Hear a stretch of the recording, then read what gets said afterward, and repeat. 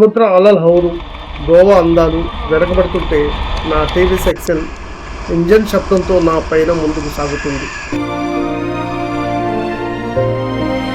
గోవా సముద్ర తీరం ఇచ్చిన ఉత్సాహంతో ఇప్పుడు కొంకన్ అందాల వైపు అడుగులు వేస్తున్నాను.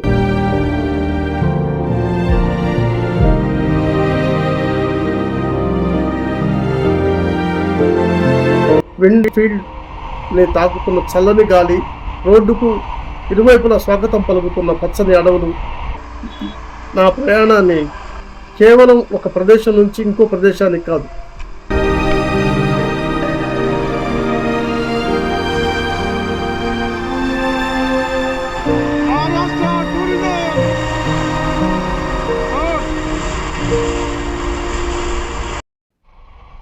మనసుకు లభించే ఒక ప్రశాంతమైన అనుభూతి.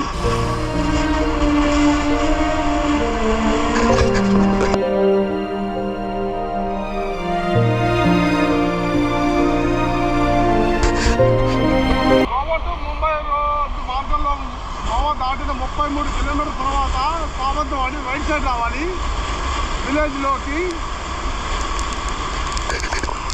పచ్చని లోయలు, దారి పొడవున్న ఆహ్లాదాన్ని పంచే ప్రకృతి దృశ్యాలు నన్ను మైమరిపిస్తున్నాయి.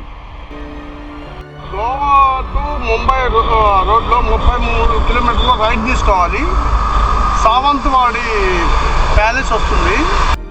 ప్రయాణంలో వేగం కంటే ఈ దృశ్యాలను ఆస్వాదించడంలోనే అసలైన తృప్తి ఉంది అనిపిస్తుంది. ప్రతి మలుపులోనూ ఒక కొత్త ఆనందం, అందం, ఒక అనుభవం. ఇలా ప్రకృతి అందాన్ని తిలకిస్తూ సాగిన ఈ ప్రయాణం చివరకు ఒక చారిత్రక నగరానికి చేరుకుంది. అదే సావంతవాడి. కొంకణ్ ప్రాంతపు రాజధానికి, సంస్కృతికి ప్రతీక ఈ సావంతవాడి. నా ముందు కనిపిస్తున్న ఈ అద్భుతమైన నిర్మాణమే సావంతవాడి ప్యాలెస్.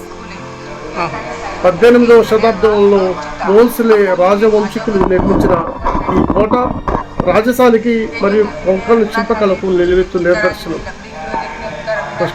ప్రశాంతమైన సరస్సు ఒడ్డున రాయల్ లుక్తో గంభీరంగా నిలబడిన ఈ ప్యాలెస్ చూస్తుంటే కాలంలో వెనక్కి వెళ్లిన భావన కలుగుతుంది. ఈ ప్యాలెస్కు ఒక ప్రత్యేకత ఉంది. ఇక్కడి రాజకుటుంబకులు ఇక్కడ సాంప్రదాయ గంజీఫా కళను, చేతితో పనిచేసే చెక్క బొమ్మలు రంగాన్ని ఇప్పటికి ప్రోత్సహిస్తున్నారు. ఒరిజినల్ दांत असली है.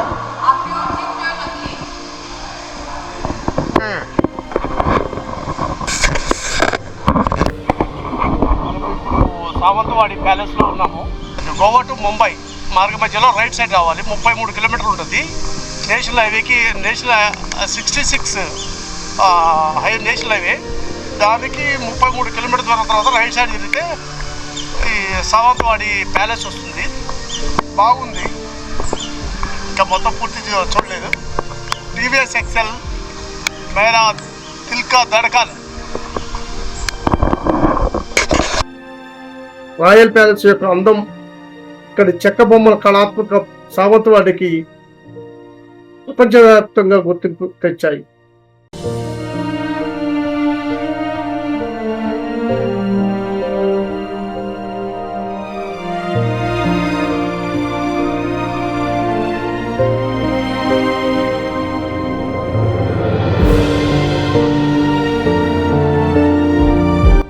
గోవా నుంచి కొంకణ్ ఘాట్ల మీదుగా సాగిన నా టీవీఎస్ ఎక్సెల్ ప్రయాణం ఈ చారిత్రక సావంతవాడి ప్యాలెస్తో మరింత గుర్తుండిపోయేలా మారింది.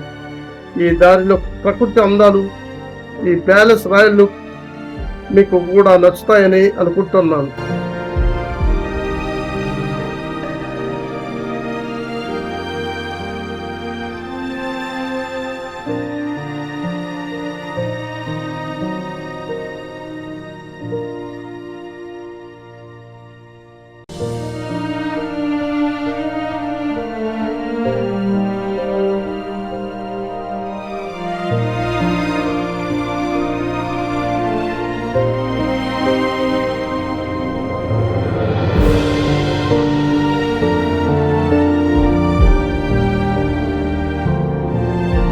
ఈ అందమైన ప్రయాణాన్ని మీతో పంచుకోవడం నాకు చాలా సంతోషంగా ఉంది.